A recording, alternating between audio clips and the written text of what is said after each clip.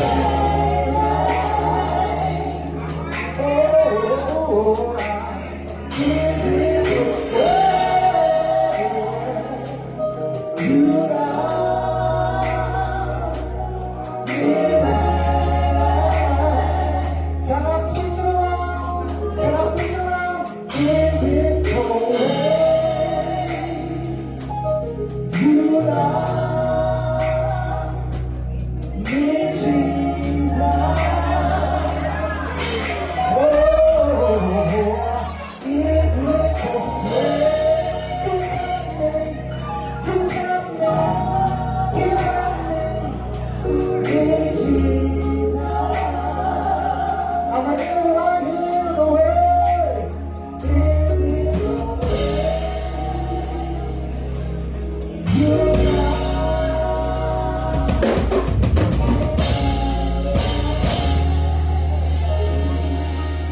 welcome to the stage, Songbird, Dawkins. Y'all been better than that. Clap it up for 'em, y'all.